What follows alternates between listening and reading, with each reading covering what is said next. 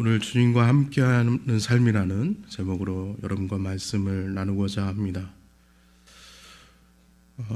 무엇을 향해 가고 있는지, 또 어디로 달리고 있는지, 어떤 때 정말 한번 마음을 내려놓고, 모든 일상을 내려놓고 내 자신의 삶을 묵상할 때가 있습니다. 그런 묵상을 하고 나면 다시 한번 주님 때문에 살 수 있는 거구나, 또 주님 때문에 또 희망과 소망을 가질 수 있는 거구나 라고 생각하면서 다시 한번 내 마음을 잡으며 다시 한번 내 일상으로 삶을 살아가곤 합니다. 오늘 말씀을 우리가 함께 나누면서 다시 한번 주님이 함께 하시는 그 삶이 우리에게 어떠한 힘을 주며 얼마나 중요하며 우리 삶에 있어서 주님과 동행하는 그 삶이 우리에게 어떤 큰 힘을 주는지 다시 한번 본문을 통해서 살펴보려고 합니다. 그리고 여러분께 질문을 던지면서 오늘 본문을 시작합니다.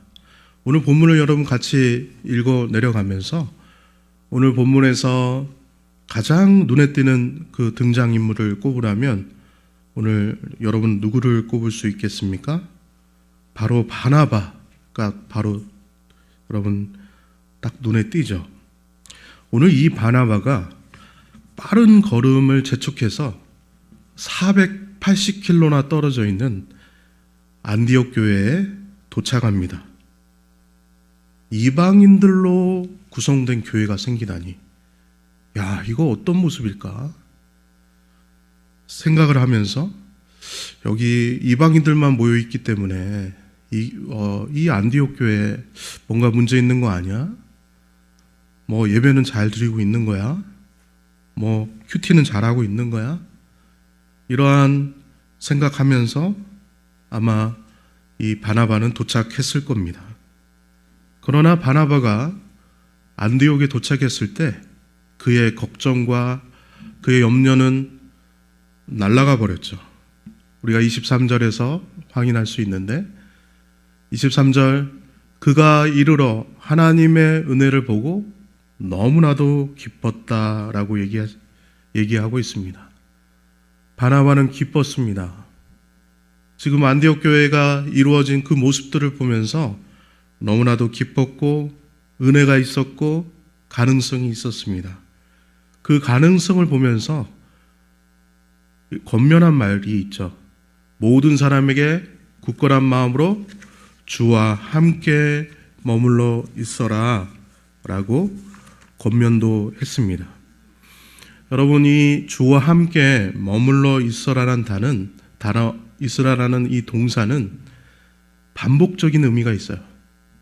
그래서 바나바가 그냥 안디옥 교회에 도착해서 한 번만 주와 함께 머물러 있었으면 좋겠습니다, 주와 함께 동행했으면 좋겠어요, 주님과 함께 동행하는 그 삶을 누렸으면 좋겠어요 라고 한 번만 얘기한 게 아니라 기회가 있으면, 또 권할 그러한 상황이 생기면 계속적으로 반복해서 주님과 함께 머물러 있어라 라는 얘기를 했다라는 사실을 우리는 본문에서 생각하고 있어야 됩니다. 어떤 상황에도 주님을 놓치지 않겠다고, 주님 붙들겠다고 하는 의미가 바로 주와 함께 머물러 있으라라는 의미입니다. 우리 마음이 주님을 붙들지 않는다면 우리는 애석하게도 자기의 욕망대로 살아갈 수밖에 없습니다. 자기 자신을 넘어설 수가 없어요. 세상을 넘어설 수 없습니다.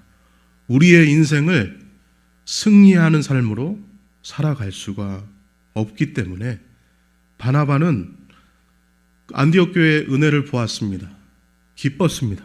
그러나 안디옥 교회가 더 성장하려면 주님과 반드시 동행하는 삶, 함께 머무는 삶을 살아가야 했죠. 여러분, 주님과 함께 머무는 삶, 주님이 우리에게 하신 일들을 여러분 날마다 묵상하시면서 그것을 마음에 두고 그 주님을 묵상하는 가운데 주의 사랑과 주의 은혜를 계속적으로 공급받으면서 주님을 마음으로 채울 때 가능한 삶이죠. 우리가 각자의 여러 가지 방법으로 여러분 예수님을 믿었지만 그냥 그 한 번에 예수님을 믿고 고백하고 예수님은 나의 전부가 되신다는 그 고백으로 그 한 번으로 끝난다면 이것은 주님과 동행하는 삶이 아닌 것이죠. 그냥 예수 믿는다는 것이 단순한 지식에 멈춰버리는 아무런 영향력도 없고 아까 말씀드린 대로 우리의 삶을 우리가 살아가는 인생을 제대로 살아가지 못하는 그러한 단순한 그냥 예수 믿는다는 고백에 지나지 않는 것입니다. 그러나 우리가 주님을 묵상하면서 주님의 사랑을 날마다 공급받을 때, 그 사랑을 채울 때, 그 사랑이 내 마음을 채우고 그 사랑이 나에게 힘을 주고 그 사랑이 내 마음에 채워져서 나의 인생을 힘있게 살아갈 수 있게 바나바는 권면할 수밖에 없었고 오늘 본문에서도 우리가 함께 이 의미를 생각하며 은혜를 나누려고 하는 것입니다. 그런데 주님과 붙어 있어라, 주님과 함께 머물러 있어라 라는 권면 뒤에 이러한 말씀이 떠오르는데 우리 다시 한번 23절과 24절 함께 보시도록 할까요? 그리고 함께 우리 다시 한번 읽어보도록 하겠습니다. 시작. 그가 이르러 하나님의 은혜를 보고 기뻐하여 모든 사람에게 굳건한 마음으로 주와 함께 머물러 있으라 권하니 바나바는 착한 사람이요 성령과 믿음이 충만한 사람이라 이에 큰 무리가 주께 더하여 지더라. 주와 함께 머물러 있으라 라는 그 권한 다음에 갑자기 바나바가 착한 사람이고 성령과 믿음이 충만한 사람이라는 사실을 열거하고 있습니다. 여러분 23장과 24절 그 가운데에는 바로 호티라는 접속사가 빠져 있습니다. 우리나라 말로는 번역이 안 돼 있는데 접속부사가 빠져 있는데 그 호티라는 부사는 왜냐하면이라는 뜻을 가지고 있죠. 그래서 그 왜냐하면이라는 그 말을 넣어서 우리가 제가 한번 읽어보면 그가 이르러 하나님의 은혜를 보고 기뻐하여 모든 사람에게 굳건한 마음으로 주와 함께 머물러 있으라 권하니 왜냐하면 바나바는 착한 사람이고 성령과 믿음이 충만한 사람이라 이에 큰 무리가 주께 더하여 지더라. 그가 그렇게 권면할 수 있었던 이유는 그가 착한 사람이고 성령과 믿음이 충만한 사람이었다는 사실입니다. 여러분 여기서 착하다라고 얘기할 때 우리가 딱 착하다라는 그 단어를 들을 때는 뭔가 선천적으로 이 사람은 착한 본성을 타고난 것처럼 생각할 수 있지만 주님과 함께 머물러 있는 삶을 살았기에 후천적으로 그의 성품이 착하여졌다라는 그런 얘기예요. 여러분 제가 고등학교 때 고1일 때 항상 고1 때는 이렇게 새로운 1학년이니까 새로운 사람들을 만나지 않습니까? 새로운 아이들 또 만날 기대감, 또 긴장감 반, 기대감 반 이렇게 문을 열고 들어가서 아이들 만날 생각을 하고 문을 딱 열었는데 제가 교실 앞문을 연 거예요. 앞문을 여니까 아이들이 선생님 오신 줄 알고 딱 여니까 선생님 오신 줄 알고 굉장히 긴장하더라고요. 근데 여러분 또 제가 부드럽게 생겼다고 저는 생각하는데 우리 그 아이들이 부드럽게 생각하지 않았던 것 같아요. 저 때문에 긴장하더라고요. 한 달 동안은 저한테 접근을 못하는 겁니다. 그러나 저와 저의 성품과 저의 길을 접한 아이들이 한순간에 한 달 후에는 굉장히 저의 별명도 짓고 저를 무시하면서 대하더라고요. 후천적인 성품을 얘기하는 겁니다. 여러분, 그냥 그 첫 인상으로 사람을 판단하지 마십시오. 여러분, 또 저와 여러분들이 접하면서 충분히 이 이야기가 공감이 되시죠? 어쨌든 후천적인 성품을 얘기를 하는 것입니다. 바나바가 착했다는 것은, 성령과 믿음이 충만했다는 것은 어떠한 환경에서도 하나님을 바라봤다는 거예요. 하나님의 생각으로 가득 찼다는 거예요. 여러분, 성령의 충만함이 하나님의 생각과 나의 생각이 일치하는 것을 얘기하기도 합니다. 여러분, 어려우시죠? 하나님의 생각과 나의 생각이 일치한다는 게 쉽지는 않습니다. 뿐만 아니라 믿음이 충만하다는 것은 어떠한 상황에서도 믿음으로, 하나님을 신뢰함으로 선택하는 거예요. 하나님의 함께 하심과 하나님을 바라보면서 나아가는 거예요. 그러한 모습이 바나바에게 있었다는 것입니다. 바나바의 삶을 사도행전 4장에 살펴보아도 바나바가 자기의 재산을 다른 사람들에게 나누어 주고 교회 앞에 드리는 것을 우리가 확인을 할 수가 있습니다. 오늘 본문 25절과 26절을 보아도 바나바가 사울을 찾으러 다소에 갑니다. 그를 만납니다. 그리고 그와 둘이서 1년간 바나바와 사울이 그 안디옥 교회의 성도들을 가르쳤죠. 여러분, 여기서 바나바가 사울을 찾으러 갔다는 거, 여러분, 이거는 여간 쉬운 일은 아닙니다. 사울은 그때만 해도 다소에서 사람들을 접하지 못한 채 그냥 거의 운둔 생활 하다시피 다소에 있었고, 바나바가 이 안디옥 교회에 필요한 사람이 사울이라고 생각을 해서 사울을 데려와서 그와 함께 거의 담임 목사 사역을 같이 한다는 것은 쉽지 않은 일인데, 그의 겸손과 그의 섬김과 그의 정말 그의 성품이 얼마나 어떤 건지, 사람들을 인정하고 낮은 곳에서 섬길 줄 아는 그의 모습을 우리가 오늘 본문에서도 확인할 수 있죠. 우리가 또 확인할 수 있는 13장에는, 사도행전 13장에는 그가 그 안디옥 교회가 금식하면서 성령께서 명령하시는 명령이 있었습니다. 바나바와 사울을 따로 세워서 선교지에 보내는 거였어요.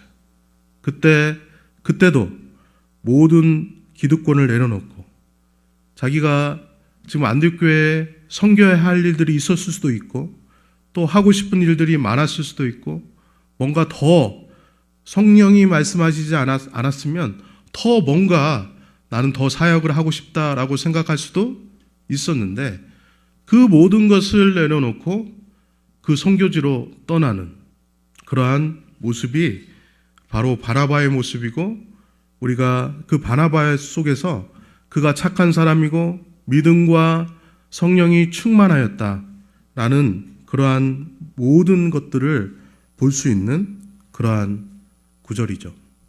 그런데 여기에 또 우리가 주목해야 될 구절 하나가 있습니다. 우리가 계속적으로 읽었지만 우리 24절 다시 한번 볼까요? 24절 그리고 다 함께 한번 읽어보도록 하겠습니다. 시작. 바나바는 착한 사람이요 성령과 믿음이 충만한 사람이라 이에 큰 무리가 죽게 더하여져.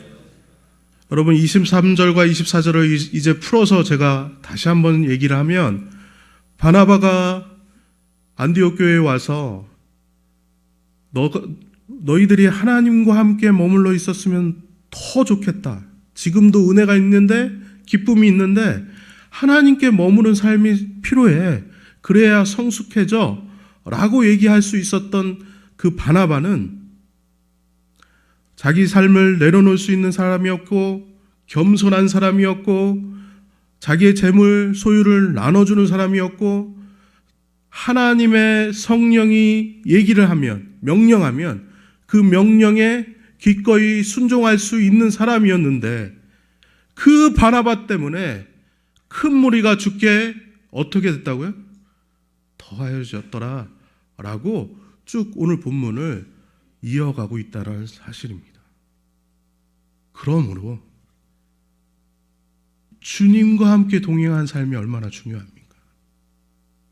주님과 동행하는 삶을 통해서 여러분의 성품이 바뀌고 여러분들이 여러분의 소유를 내려놓을 줄 알고 여러분의 삶 가운데 하나님 앞에 내려놓아야 될 여러분의 여러 가지 상황들을 내려놓을 줄 아는 그 삶이 얼마나 중요합니까?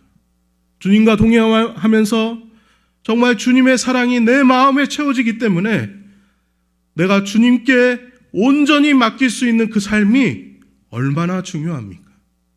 바나바 한 사람 때문에 안디옥 교회가 부흥하고 있습니다. 안디옥 교회가 커져가고 있습니다. 그러니 바나바가 계속적으로 권면하죠. 기회가 있을 때마다 주님과 동행하는 삶을 살아라. 주님과 함께하는 삶을 살아라. 주님을 묵상하면서 주님이 하신 일이 무엇이고 주님이 어떤 분이시고 얼마나 사랑이 많으시고 우리를 어떻게 섬기시는가 묵상해봐라. 그러면 너의 성품이 바뀔 것이고 너의 모든 삶이 주님 앞에 충성된 삶으로 바뀔 뿐만 아니라 주님이 너의 삶을 통해서 역사하실 것이다. 너의 주변이 변하고 공동체가 변하고 너의 모든 인생과 삶이 변할 것이다 라고 지금 오늘 본문을 통해서 우리에게 알려주는 것입니다. 그런데 오늘 본문을 자세히 보면 바나바만 그렇게 산 것이 아닙니다. 여기에 등장하는 인물이 또 하나 있습니다. 바나바 외에. 여러분 본문을 찾아보겠습니까? 어떤 인물이 등장하는지 본문을 찾을 수 있나요? 우리가 19절과 20절을 한번 보도록 하겠습니다. 그리고 우리 또 다시 한번 함께 읽어보도록 할까요? 시작. 그때 스데반 일로 일어난 환란으로 말미암아 흩어진 자들이 베니게와 그브로와 안디옥까지 이르러 유대인에게만 말씀을 전하는데 그 중에 그브로와 구레네 몇 사람이 안디옥에 이르러 헬라인에게도 말하여 주 예수를 전파하니. 스데반의 순교로 시작된 유대인의 대박해, 그때 그 박해가 일어나고 있는 그때 베니게와 구브로와 안디옥까지 그 박해 때문에 흩어진 사람들이 있었습니다. 그리고 그 사람들이 놀랍게도 20절에서 헬라인에게 복음을 전하는 것을 알 수 있습니다. 사도행전 1장 8절에는 예수님의 명령이 있었습니다. 너무나도 잘 알고 있죠? 예루살렘과 온 유대와 땅끝까지 이르러 내 증인이라는 명령이 떨어졌음에도 불구하고 오늘 19절에는 누구에게만 말씀을 증거하는 그런 삶이 있었습니까? 19절 유대인에게만. 전혀 하나님의 명령이 진행되지 않고 있었습니다. 하나님의 그 명령이 신실한 복음을 갖고 있는 사람들에게도, 특별히 유대인들이 예수님이 복음이고 예수님이 우리를 위해서 어떤 일을 행하셨는가 그 메시지를 가지고 있었음에도 불구하고 그들은 실행하지 않았습니다. 왜 예수님의 명령이 이방인들에게도 전해져야 된다는 것을 알면서도 왜 이들이 움직이지 않았을까요? 왜 이방인들에게 다가가지 못했을까요? 여러분, 우리의 삶이 그렇지 않습니까? 안다는 것과 그 안다는 것을 순종하는 것이 왜 이렇게 어렵습니까? 쉽지 않습니다. 그것은 용기가 없었기 때문입니다. 이방인들을 인간으로 취급하지 않는 유대인들이 만약 자신의 동족의 눈에 자기가 이방인들에게 복음 전하는 것이 들키기도 한다면 자기가 유대인들이 무시하는 그 이방인들에게 복음 전하는 것을 싫어하는 그 유대인들의 그 두 눈이 너무나도 무서웠기 때문입니다. 그 다른 동족에게 복음 전하는, 이방인들에게 복음 전하는 것이 들키면 자기가 어려움을 당할 것이기 때문입니다. 이런 면에서 우리가 알면서도 왜 우리는 행동을 하지 않는 걸까요? 왜 순종하지 않는 걸까요? 이런 면에서 우리가 행동하지 않는 이유 중에 하나는 우리에게 손해가 될까 봐. 내가 지금 이 해야 된다는 거 알고 있는데 이 행동하면 내가 손해볼까 봐 우리는 순종하지 않는 그런 모습도 우리에게 있는 것입니다. 이런 면에서 믿음은 용기죠. 그 두려움에서 내가 예수님 때문에 내가 가진 것을 잃을 수 있다는 그 두려움에서 용기를 가지고 행동하는 것. 예수님이 전부인 삶. 예수님의 사랑이 내 마음을 채워줘서 그 사랑 때문에 순종하는 삶. 이것이 믿음인 것입니다. 이것이 용기 있는 것입니다. 이런 용기 있는 사람이 지금 오늘 본문에 등장한 거예요. 믿음 있는 사람이 등장한 거예요. 바나바와 같이 성령과 믿음이 충만한 사람이 이 본문에 지금 등장한 거예요. 이 사람들은 그런데 몇 명인지도 모릅니다. 나이도 모릅니다. 직업도 모릅니다. 그냥 구브로와 구레네 몇 사람인 것만 압니다. 이름도 모릅니다. 아무것도 모르는 그러한 무명의 사람들이 용기를 내었습니다. 그리고 헬라인에게도 복음을 전하는데 이 헬라인에게 복음을 전함으로 인해서 안디옥 교회가 세워진 거예요. 이 교회가, 이방인 교회가 세워진 것, 안디옥 교회가 세워진 것은 바로 이름 없는, 나이도 없는, 성경에 나타나지도 않는 이 무명의 사람들 때문에 지금 교회가 세워졌다라고 얘기하고 있습니다. 여러분, 이런 질문 가질 수 있죠. 정말 사도행전을 쓴 누가가 이 사람들을 몰랐을까? 여러분, 누가는 여러분들이 아시다시피 의사였습니다. 치밀했습니다. 분석력이 있었습니다. 바울과 함께 다녔던 사람이에요. 바울의 일거수일투족을 함께 누렸던 사람이에요.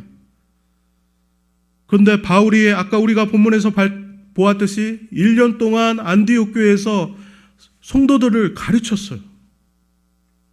그리고 그 바울 옆에는 언제나 누가가 있었어요. 사도행전을 기록한 누가가 있었어요. 그러면 여러분, 이 누가가 안디옥을 세운 사람들 몰랐을까요? 제가 이 자리에 이제 부임했을 때 이 교회의 역사가 어떻게 되는지 어렴풋이 저는 들어서 이미 알고 있습니다. 구체적인 건 모르죠. 여러분의 수고와 아픔과 희생과 감사와 여러분들이 누렸던 그 하나님의 새가천교회와 누렸던 그 영광, 깊은 것까지는 모르지만 어느 정도, 적어도 어떻게 시작했다, 누구와 시작했다, 이 정도는 알 수 있는 것이죠. 그런데 이 사람들은 자신의 이름을 밝히기를 거절했습니다. 희생했다는 거죠. 겸손했다는 거죠. 섬겼다는 거죠. 아까 용기를 내었다라고 여러분들에게 말씀드렸는데 용기 내고 희생하고 섬기고 자기 이름의 공로는 거절했던 이분들이 이렇게 할 수 있었던 이유는 바나바와 같은 이유입니다. 주님과 함께 머물러 있던 사람들, 주님을 묵상한 사람들, 주님의 사랑을 날마다 공급받았던 사람들, 주님과 함께 걸어갔던 사람들, 주님으로 무장하고 주님으로 채워졌던 사람들. 그런데 이분들의 공통적인 특징은 또 하나 있습니다. 21절을 볼까요? 우리 21절 함께 읽도록 하겠습니다. 시작. 주의 손이 그들과 함께 하심에 수많은 사람들이 믿고 이 무명의 사람들 때문에 돌아왔더라. 24절을 아까 읽었지만 바나바는 착한 사람이요 성령과 믿음이 충만한 사람이었는데 바나바 때문에 죽게 사람들이 더하여졌더라. 여러분, 하나님께 머물러 있는 사람들을 통해서 그들의 성품이 변했습니다. 그들의 인격이 변했습니다. 그들의 삶이 변했습니다. 스데반의 순교로 그들이 흩어져서 그들이 안정된 삶을 살지 않았다 하더라도 유대인들이 헬라인에게 복음 전하는 것을 보면서 왜 저 개같은 이방인들에게 복음 전하냐, 손가락질하고 눈을 뜨면서 부활이면서 불만이 있었어도 그들은 용기를 내었습니다. 주님이 누구신지 알았기 때문에, 주님의 사랑이 어떤 것인지 알았기 때문에, 주님의 사랑으로 그들의 마음을 채웠기 때문에 수많은 사람들이 죽게 믿고 죽게 돌아왔다라고 얘기를 하고 있습니다. 여러분, 오늘 본문에 등장하는 바나바만 그렇게 산 것이 아닙니다. 또 몇몇 무명의 그리스도인만 그렇게 산 것이 아닙니다. 우리가 다윗의 삶을 봐도 그렇죠. 시편 137편에서는 그렇게 다윗은 137편에 139편에 이렇게 얘기하고 있습니다. 내가 하늘에 올라갈지라도 거기 계시며 수월에 내 자리를 펼지라도 거기 계시나이다. 내가 새벽 날개를 치며 바다 끝에 가서 거주할지라도 거기서도 주의 손이 나를 인도하시며 주의 오른손이 나를 붙들이이다. 자신의 삶, 사울에게 쫓겨다니는 삶이었고 생명이 위협받는 삶이었습니다. 그러나 기회는 있었습니다. 사울을 죽이고 왕위를 차지할 수 있는 기회도 있었습니다. 자기의 삶을 자신의 전략으로, 자신의 생각으로 바꿀 수 있는 기회도 있었습니다. 그러나 그는 주의 손이 자신을 인도하기를, 주의 손이 자신을 붙들기를 기다렸습니다. 왜냐하면 자기의 생명이, 자기의 시간이, 자기의 왕의 자리가 주님의 손에 달려있다는 것을 알았기 때문입니다. 여러분, 다윗뿐만 그런 게 아닙니다. 심지어 예수님도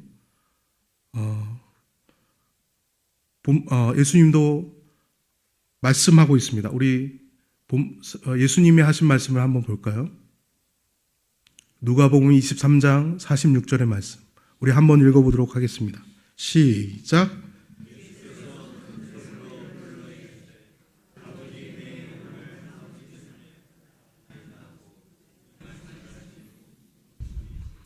주님의 손이 그 십자가상에서 죽음을 향하여서 갔을 때 가장 고통스러워 그 죽음을 향해서 가는 그 고통 속에서 아버지, 내 영혼을 아버지 손에 부탁하나이다 라고 말씀을 하고 돌아가셨을 때 하나님의 손이 그와 함께 하셨죠. 그리고 그를 살리시사 부활의 구주로 그를 세우셨다는 것을 알 수 있습니다. 여러분, 다시 한번 바나바와 무명의 사람들, 다윗, 그리고 예수님, 심지어 예수님까지 하나님의 손에 붙들린 사람은 이 세상의 삶을 누구보다 더 승리와 영광으로 삶을 살게 됩니다.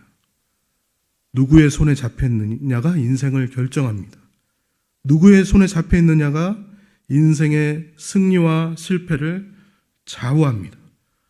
우리에게 중요한 것은 무엇을 가지고 있느냐가 아니라 누구의 손에 잡혀 있느냐. 오늘 21절에 주의 손이 그들과 함께 하심에 수많은 사람들이 믿고 주께 돌아왔더라. 주님의 손에 잡혀 있는 사람들, 바나바와 무명의 사람들, 그 사람들이 중요합니다. 누구의 손에 잡혀 있느냐, 주님과 함께 있느냐 없느냐, 주님께 머물러 있느냐, 주님과 동행하느냐, 주님과 동행하면서 주님의 사랑 속에 잠겨 있느냐 잠겨 있지 않느냐가 중요합니다. 그리고 그 사랑 속에서 우리가 섬기며 그 한 사람, 한 영혼을 위해서 참아주며 감싸주며 우리의 성품이 변하고 우리의 인격이 변하고 그 한 사람을 위해서 내가 섬기는 삶이 될 때 우리의 삶을 통해서 하나님께서 역사한다는 사실입니다. 우리가 오늘 본문에서는 이렇게 얘기하고 있죠. 그렇게 주의 손이 함께하고 주의 손이 역사했을 때 26절에는 이렇게 되어 있습니다. 안디옥에 데리고 와서 둘이 교회에서 1년간 모여 있어 큰 무리를 가르쳤고 제자들이 안디옥에서 비로소 누구라 일컬음을 받게 되었습니까? 그리스도인이라 일컬음을 받게 되었습니다. 새로운 용어가 생겨났습니다. 안디옥 교회가 생기기 전에는 썼던 용어가 아닙니다. 세상 사람들이 그리스도인이라 일컬으면서 이 사람들은 뭔가 다르다. 세상과는 다른 사람이다. 세상과는 전혀 다른 사람이라고 고백하면서 그런 삶을 살았던 모습이 오늘 본문에서 우리가 보는 모습인 것입니다. 여러분은 여러분의 삶을 어떻게 살고 싶습니까? 오늘 본문에서 말하는 것처럼 주께 머물러 있는 삶을 살아가십시오. 그리고 주께 머물러 있는 그 삶 속에서 주의 손이 함께 하시는 그 삶을 누리십시오. 무엇을 가지고 있느냐가 중요하지 않습니다. 무엇을 누리냐가 중요하지 않습니다. 설령 아무것도 가지지 않아도 좋아요. 우리의 인생의 승패는 주님과 함께 동행하며 그 동행함 속에서 주의 손이 함께 할 때 우리의 인생이 바뀌는 것입니다. 우리의 인생뿐만 아니라 우리의 공동체가 바뀌어요. 저는 지난주에 다모임 예배 때 격한 감격을 받았습니다. 여러분들은 어떠셨어요? 어린 세대부터 작년에 이른 모든 세대가 함께 드리는 그 예배 가운데 공동체의 기쁨을 느낄 수 있었어요. 여러분, 우리가 주와 함께 머물러 있는 삶을 살기를 원합니다. 그 삶이 우리에게 풍성해져서 우리 한 사람 한 사람이 주님을 닮아가기를 원해요. 주님이 닮아가는 그 사람들이 많아져서 우리 공동체가 주님을 닮아가게, 주님이 닮은 사람들이 많아지게 우리가 하나가 되고 공동체로서의 기쁨을 함께 누리는 그 삶이 우리 가운데 넘쳐 흐르기를 원합니다. 여러분, 우리 공동체가 누리는 그 기쁨을 더 크게, 더 격하게 느끼기를 원합니다. 여러분, 어려운 거 아니에요.